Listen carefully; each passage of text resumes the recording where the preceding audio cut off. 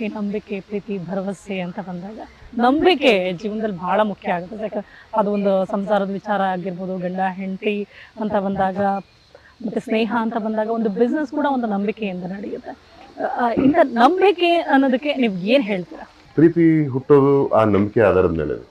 ಈಗ ನನ್ನ ಹುಡುಗ ಎಲ್ಲೋಗ್ತಾನೋ ಏನ್ ಮಾಡ್ತಾನೋ, ನನ್ನ ಹುಡುಗಿ ಎಲ್ಲೋಗ್ತಾಳೋ ಏನ್ ಮಾಡ್ತಾಳೋ, ಅವ್ರ ಮೇಲೆ ಆ ಒಂದು ಟ್ರಸ್ಟ್ ಅನ್ನೋ ಫ್ಯಾಕ್ಟ್ರಿ ಇಲ್ಲ ಅಂದ್ರೆ ಆ ಪ್ರೀತಿ ಅನ್ನೋದು ಉಳಿಯೋದೇ. ಪ್ರೀತಿ ಅಲ್ವೂ ಅಲ್ಲ.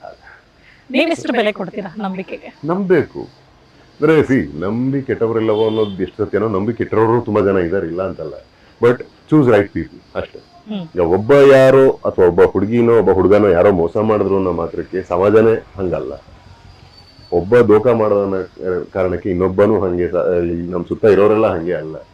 ಸೊ ನಂಬುವಕ್ ಮುಂಚೆ ಆ ವ್ಯಕ್ತಿನ ತಿಳ್ಕೊಬೇಕು, ನಾವು ತಿಳಿದು ವ್ಯವಹರಿಸಿದ ನಂಬಿಕೆಗೆ ಅರ್ಹನ ಅಂತ ನೋಡ್ಬೇಕು. ನಿಜ.